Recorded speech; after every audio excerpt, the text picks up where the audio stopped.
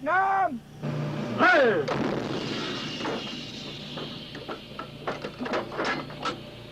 There's a cynical saying here. It's not much of a war, but it's the only one we've got. The enemy, if that's what he is, hides it. The innocent peasant, if that's what he is, ignores it. And the soldier, the grunt, counts the days and goes out looking for it.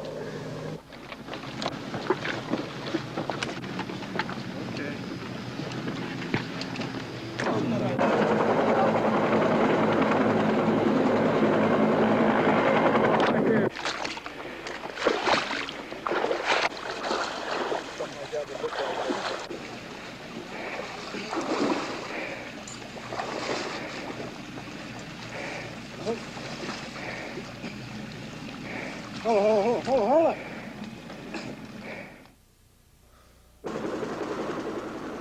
He is called Grunt. He is a combat soldier, the Marine in a line company. He is about 21 years old. He was drafted, or he enlisted for one term. His war is a small patch of jungle spattered with 3 of his friends. He has killed a man.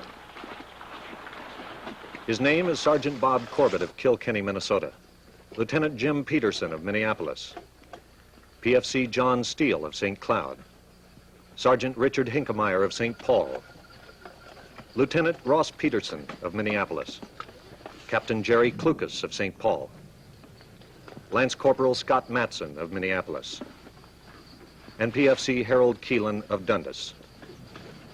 Other men whose voices will be heard will not be identified because they risk military reprisal for what they have to say about their war. It is October. Well, why not be honest about this, you know? I mean, it's always easy to rally people back in the world that aren't fighting the war. You know, say we're fighting for democracy and we're fighting so these people can be free and all this. Well, I don't think these were really our motives to start with, and I think a lot of other people have this feeling too, that maybe our interests are more selfish. Well, why not be just a little honest about it, you know? That we're not fighting for these villages out here, because I get it all the time, you know? When a civilian's killed, well, it don't matter, kill all the gooks, you know? I mean, that's no good. This is where the war begins for Sergeant Bob Corbett, the 25th Division's Firebase Jackson, a dismal blob of sandbags and barbed wire. Each bunker here has rats in it at night, but man and rat manage a peaceful coexistence. Man too exhausted to wake up when rat crawls over him, rat too stuffed with garbage to bite man. Today, the men have been told that cans of pop will no longer be brought to the firebase. The battalion commanders found empty cans lying around. But there are always Vietnamese women at the battalion garbage dump who will sell the men anything they want, from a bag of marijuana to unsanitary sex. The going price for both is $5. It is agreed that the marijuana is much the safer of the two. Charlie Company calls Corbett the new guy. This morning, he goes on his first patrol. Grunts are cool toward new guys and watch them suspiciously for any sign of incompetence that could get someone killed. This is especially true in Corbett's case because he'll be a squad leader. Charlie Company is hurting for squad leaders. So many have stepped on booby traps lately. Corbett's baptism begins. A one-day patrol into the rice paddies.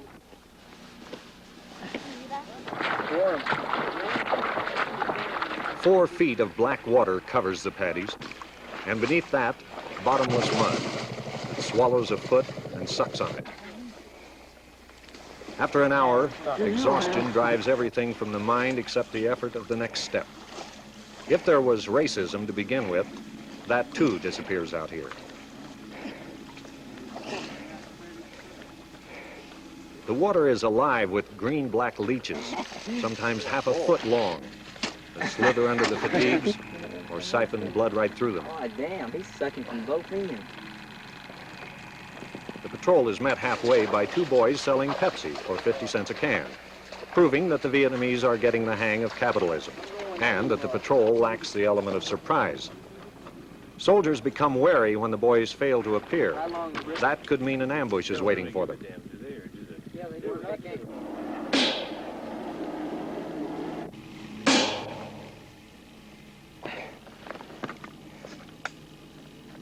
The line of men struggling across the open paddies would seem to be very vulnerable to ambush or snipers. At one time, patrols like this were used as decoys to draw enemy fire.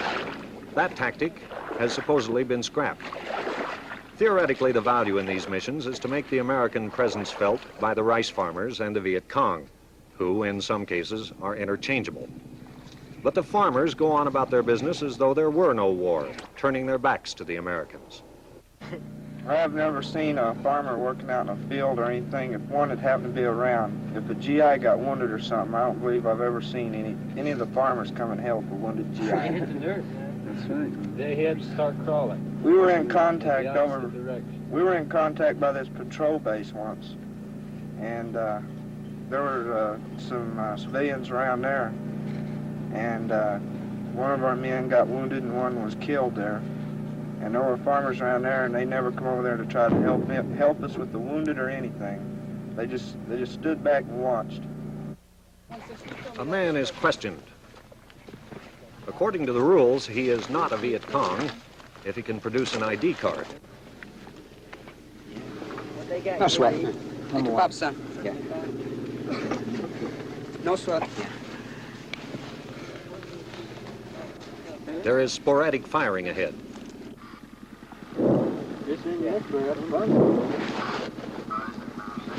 Lieutenant Tom Davis is unable to learn whether it's VC or a friendly ARVN force maneuvering up there.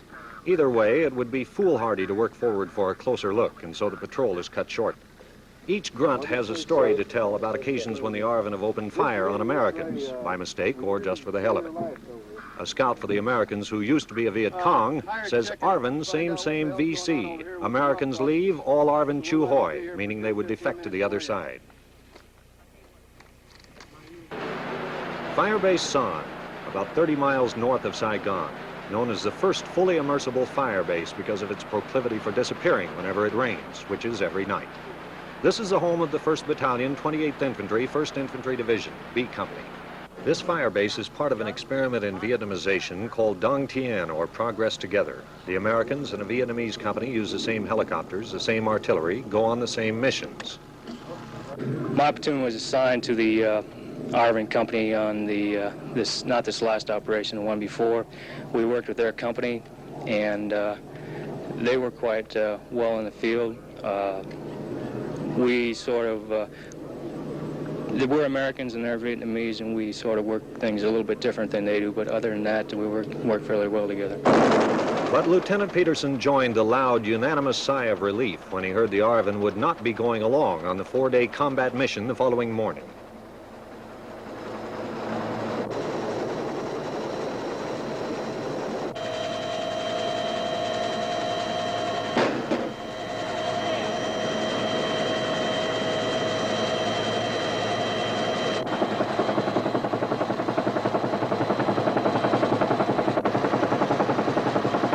Sweeney, the battalion commander, watches overhead from his helicopter.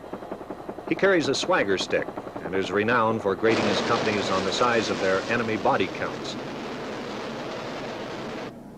People that really do want, let's go get them, that kind of attitude. Those are the people that are like, well, your brass, they can stay behind a desk and look at their map and say, well, there's buku gooks out here, well, let's go get them, Yeah.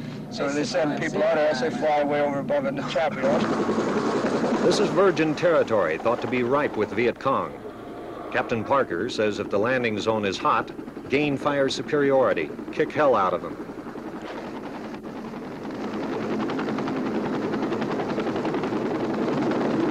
I get to thinking a lot of times when I'm out in the field, I'm carrying a rifle. I never carried a rifle before to kill anything. Here I am looking for a human being to kill. PFC John Steele of St. Cloud wants to be a biology teacher. At the moment, he's an assistant machine gunner.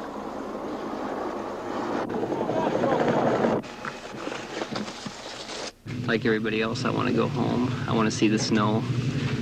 And nobody likes it out in the boonies, and your morale goes down a lot after you're out here. Probably, the most miserable part for me is when say we're humping, this is a term we use for walking. Say we've got a long way to walk and it's hot. And a lot of times when you first go out on a mission, you've got 6 meals of sea rations you have to carry along with all your other gear, your weapons and your ammo. And it really gets you down. You just want to throw everything down and say, the hell with it. But once you sit down and you can get a cool drink of water and maybe eat a can of fruit, smoke a cigarette, then things don't look quite so bad after that. The majority of the time, that's all. When you're not occupied by something else, you're always back in the States. You're always thinking about what you're going to do when you get back, how you're going to, like what I think about a lot is when I get a new car when I get back and setting up my room with my new stereo set and going back to school and just dreaming about how you're going to set things up when you get back and how nice it'll be to have the comforts of the States again after having to go through some of the bad miseries of being out here. Up ahead, the company has stumbled into a complex of enemy bunkers. It says mines and booby traps, death to Americans, things on that line. Someone had been here earlier this morning, probably scared off by the artillery or the helicopters. There are 4 deep bunkers. The ceiling of one is lined with corrugated steel stamped Schmidt beer. Whoever had been here was preparing to eat lunch, foul-smelling fish and vegetables. There's a stench of long accumulated sweat. A tire scrap was left behind. 2 oblong hunks cut from it to make Ho Chi Minh sandals.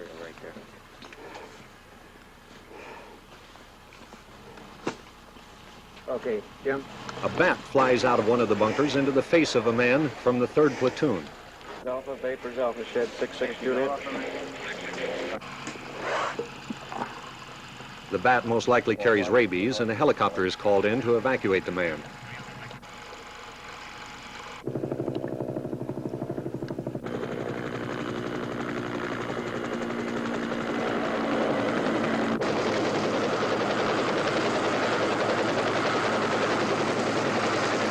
Captain Parker finds a Chinese communist mine. The helicopter had just missed it.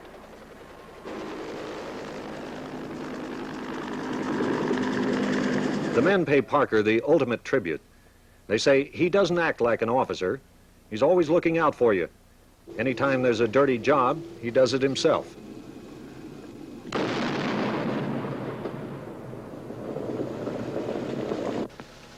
B Company snakes into the jungle again in search of the Viet Cong. The 3 platoons weave around each other to spoil ambushes. With their peace medals, their grins when they fumble for cigarettes and find them all soggy with sweat, their protective attitude toward each other, these men make reluctant-looking warriors. Steele says he hopes he never sees a VC. Hinkemeyer tossed a grenade over a log once and found a mangled body there. The memory of that bothers him. There is no sign of the enemy. For 4 days, B Company will have no chance to dry out. Steele and Hinkemeyer's feet are already splotched with ringworm. At night, boots must be left on, and shirts buttoned up against the mosquitoes, red ants, and the half-dozen spiders who will creep into bed with the men. Captain Parker thinks the VC will return during the night. Half the men stay awake to watch. The 1st platoon spots flashlights back near the VC bunkers. Direction 4, 600, give me a right 100, drop 200.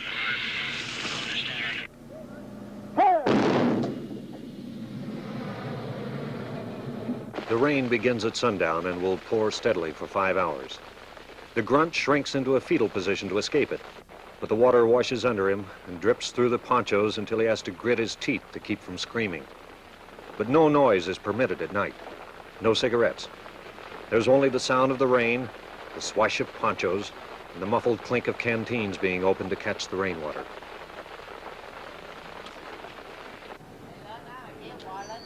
"30 miles away, an overweight major stationed in Saigon buys his Vietnamese girlfriend another drink and says, 'Eat, drink, and be merry, for tomorrow we may die.' They both laugh. It's a different sort of war here.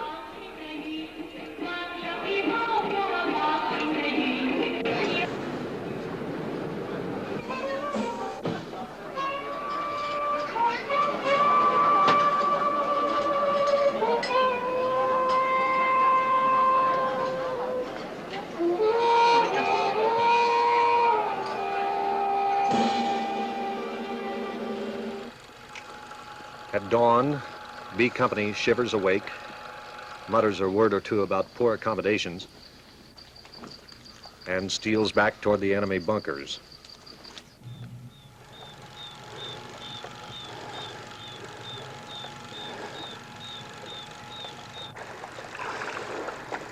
Again, nothing. At the edge of a clearing, protective artillery is called in.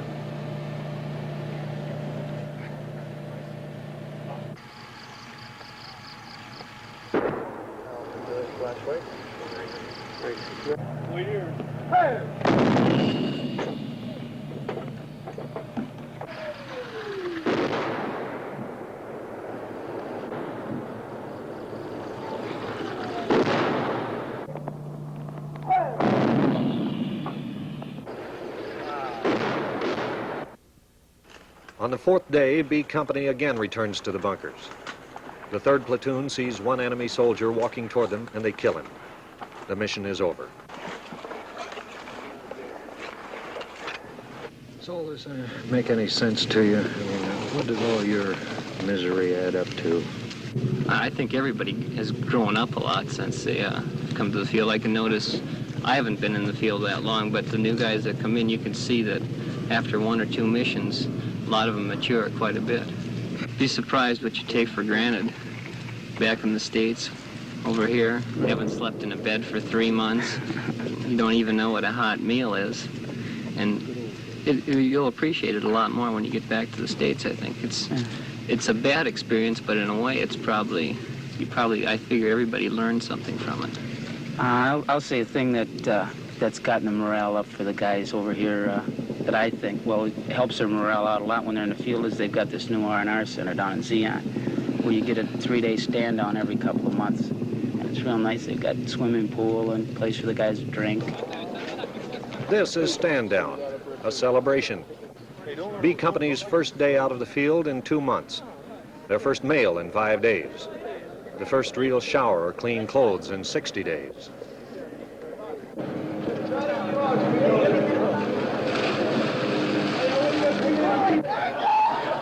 The last stand down was a reward for having the highest body count in the division.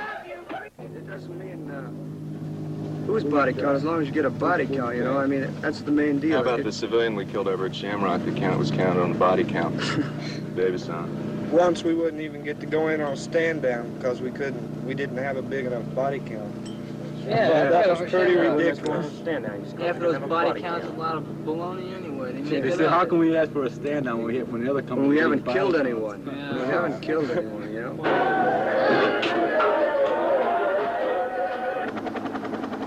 This is Ku Chi, the 25th Medical Battalion Hospital. A medevac helicopter crew starts on a dust-off, the war's equivalent of an ambulance run.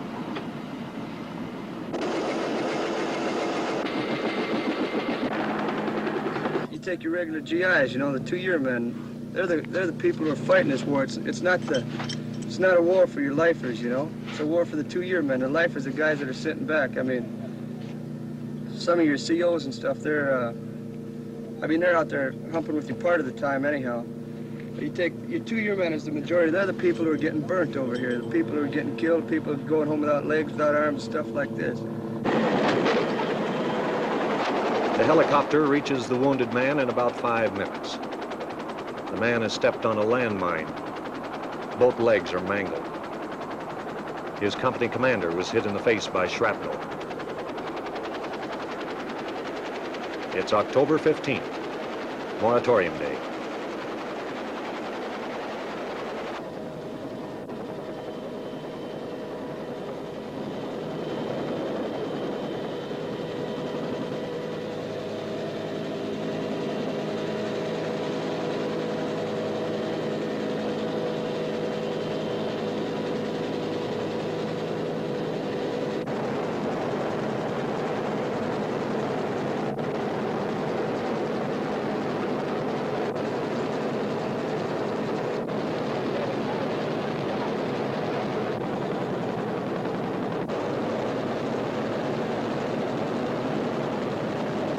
People during World War II, they had a cause. They had something to fight for. Here, they don't have nothing to fight for.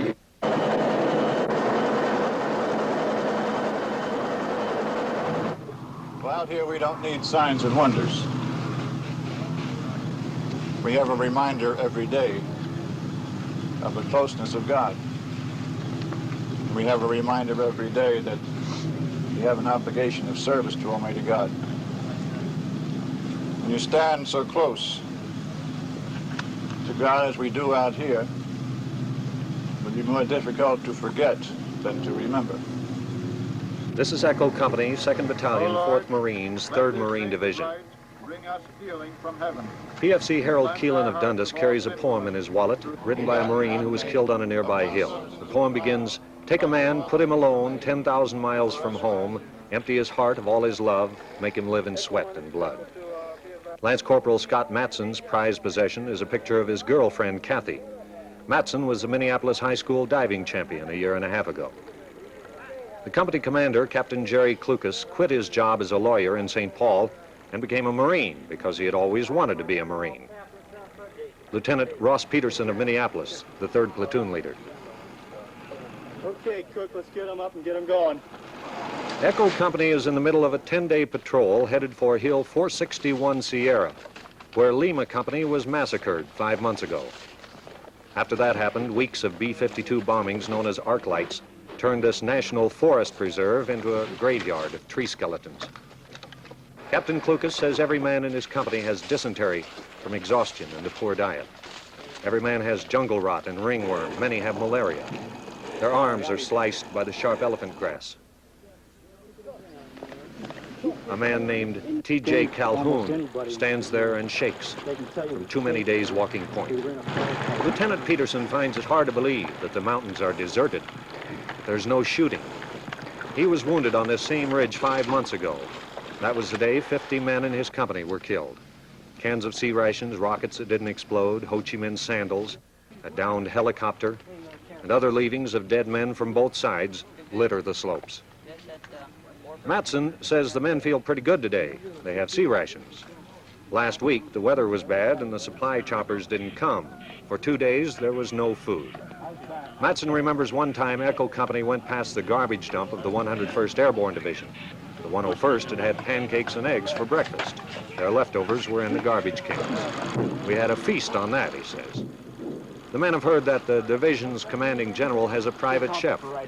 Someone says generals probably get hungrier than privates. Lieutenant Peterson's platoon has found something. They even had a 81 mortar, one of ours. It's got a hole in it now, evidently from the bombing. Let's get the bipod. Just a quick spot on what we got over here. Evidently the Gooners were picking up and using some of our gear. 81 rounds. We found some more RPG rounds, a couple of satchel charges. Most of the mortars used to belong to the ill-fated Lima Company. There is one North Vietnamese corpse. Okay, why don't you get a count of everything as it comes up here? Lieutenant, why'd they leave? We had heavy arc lights in here about, they started on the 20th of September, and they pounded this whole area up here.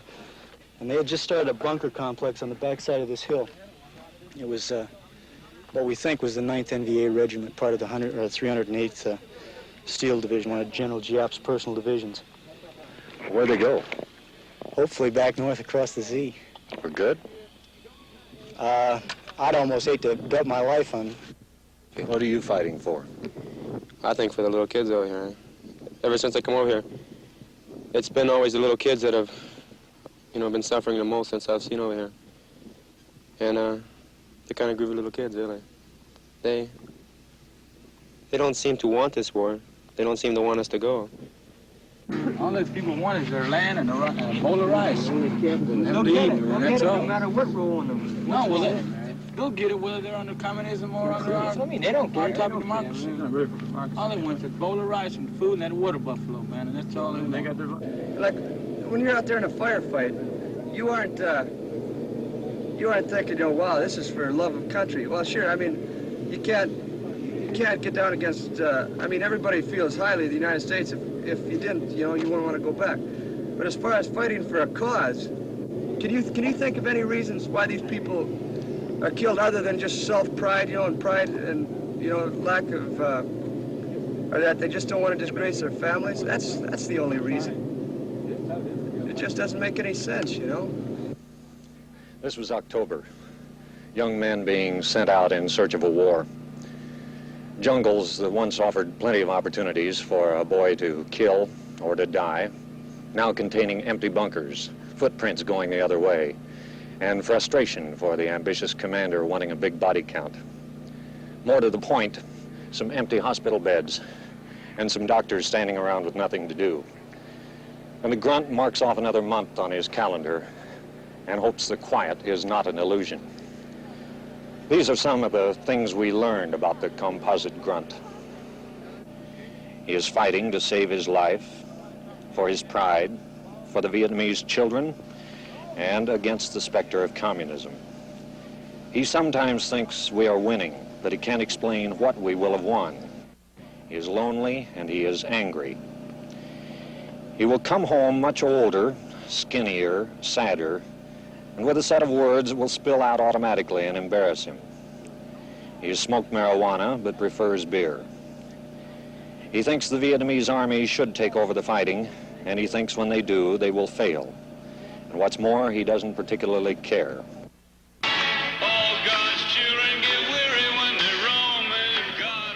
In the words of one soldier who had survived his year in Vietnam, I'm going to go home, I'm going to sit down where it's cool, and I'm going to forget the whole thing.